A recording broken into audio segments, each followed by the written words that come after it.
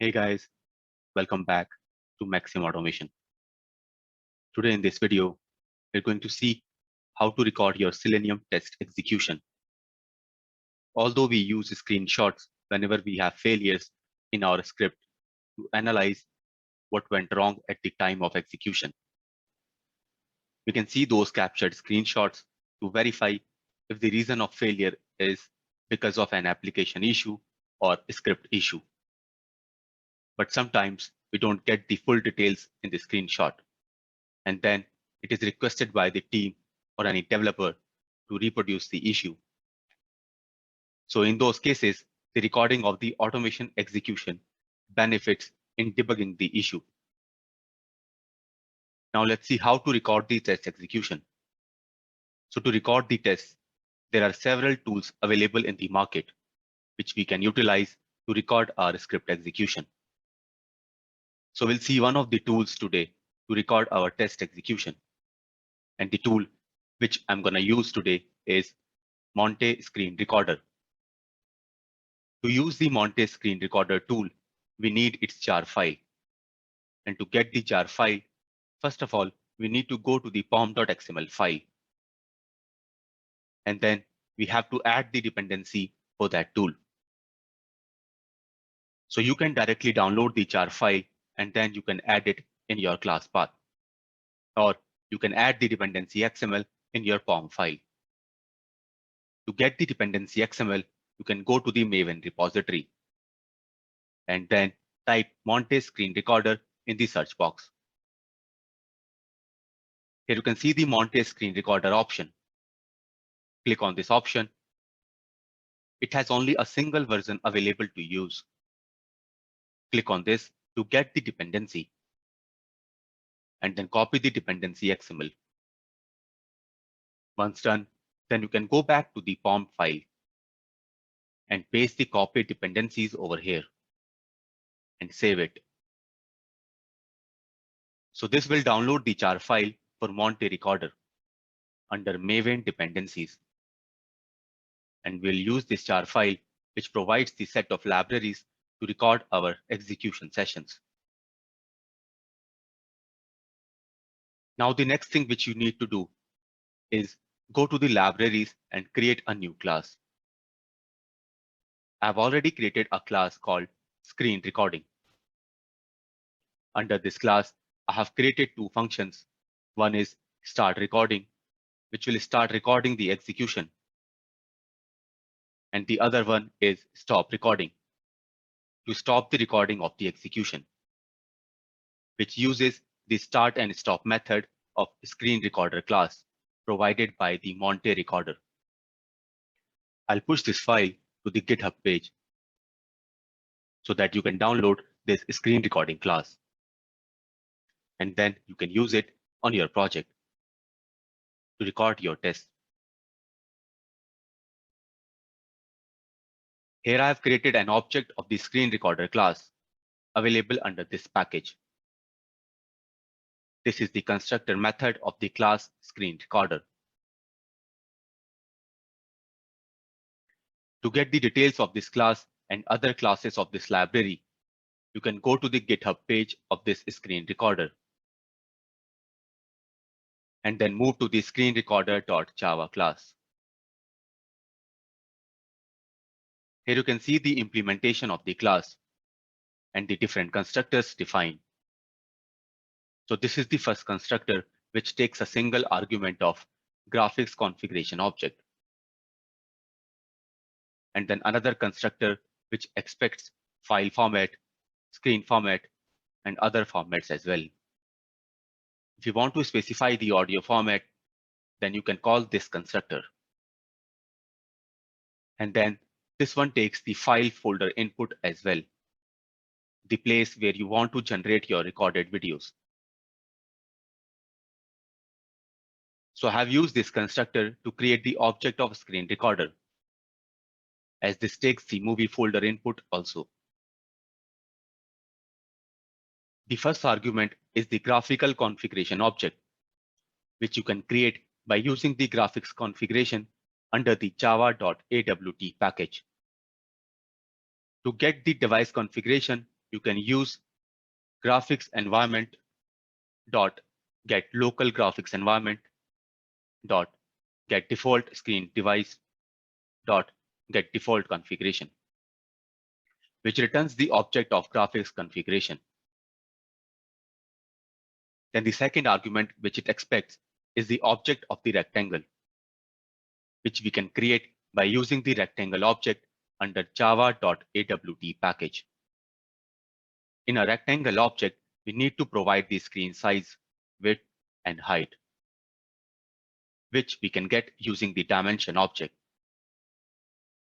Dimension object can be initialized using toolkit, which is again available under java.awt package. And then the method called getDefaultKit.getScreenSize, which will return the dimension object. And through this dimension object, we can get the width and height of the device. Then there are other parameters which we need to provide, like file format, video format, and audio format. As we don't have any audio to record, so I have passed the value for audio format as null. And the next parameter is the folder name, which I have created using the file object. Here I have passed the folder name in a string called file name. And the folder name which I have used is movie, which is available under the root directory of the project. You can use any folder name and location to place your recorded files. I'm going to use this movie folder to place all the recordings over here. Also, you can choose which type of video format you want to generate. Currently, I have used AVI format by providing the key mime_AVI. These keys are also available in the library called format keys, which you can find under the media folder. Based on your requirement, you can provide any key to generate the recorded file in these format. And then for other formats like screen format and mouse format, I have used the default values as used in the first constructor of screen recorder class. If I go back to the screen recorder class again, then you can see over here that how it used the default values for other formats. So this is the output format for screen capture. And this one is the output format for mouse capture. Again, you can change these keys and values based on your requirement. For now, I have used these values to record the test execution. Now the next thing is to call these methods to start and stop recording. So I'll go to the runner class. And first of all, I'll create the object of screen recording class. And then in before class method, I'm going to initialize the object of screen recording class. Since the before class method is static, so we can only use the static object inside this method. So I'll update the object as static. So what I'm going to do basically is to start recording whenever a new scenario is going to execute. So I'm going to use the before method annotation to start the recording of the test whenever a new scenario starts. And then I'll call the sr.startRecording method to start. Then you can either throw the exception or catch it using try-catch block. Similarly, I want to stop the recording as the scenario ends. So I'm using the after method annotation to stop the recording. And then we'll call the sr.stopRecording method to stop it. Again, you can either throw the exception or catch it using try-catch block. Now we are ready to run our test with execution recording.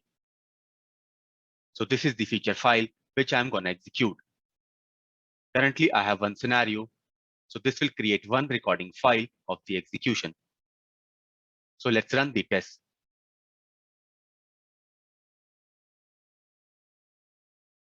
Here you can see that the execution has started.